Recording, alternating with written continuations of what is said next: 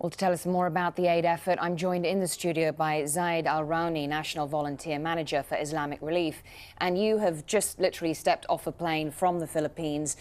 What can you tell us about the progress that's being made in getting aid, food, water, basic supplies to the people that are desperately in need of it?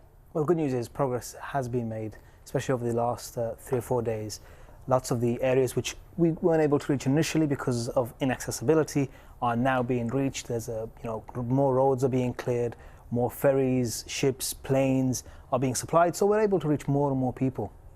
And we were just seeing in Veronica Bedrosa's report there from Palu, of course, one of the areas that has been worst affected by the typhoon, that supplies of rice that are reaching people, it's not fit for human consumption.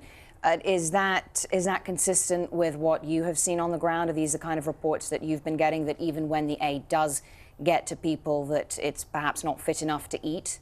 Certainly, I mean, with agencies like Islamic Relief and other DEC agencies, we ensure that the rice and the food and every single item we deliver is of the highest standard. And so while a few cases might be, that there might be a few agencies that aren't able to provide that level of quality, a lot of them are providing the best level of quality they can and the best service they can to the people in need at this moment, yeah. What are the key obstacles now to speeding up the delivery of food and water to people that need it? The biggest challenge in these circumstances has always been logistical. You've suddenly got millions of people whose lives have been completely decimated, but more importantly, infrastructure which was there previously is gone.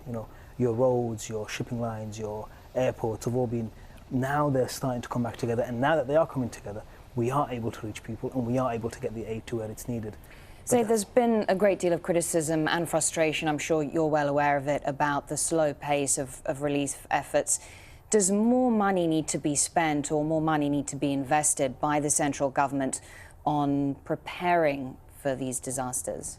I think everywhere where where it's prone to disaster, people do need to be better prepared. And as our agency and many others in the international development movement, there's a lot of money already being spent on preparing people for such eventualities. There's a lot of training that goes in with the local communities. In Bangladesh, we have a huge disaster risk reduction program. In the Philippines, we're hoping to implement the same sort of thing, but definitely a lot more needs to be done, because a lot of people are saying this is the new normal, and that's a scary prospect if people aren't prepared for the new normal. Are we going to be dealing with another crisis every year, lurching from one to the next? So we do need to focus on that area, absolutely. All right, well, Zaid Al-Rawni from Islamic Relief, thanks very much for giving us a sense of what's happening on the ground as those relief efforts continue in the Philippines.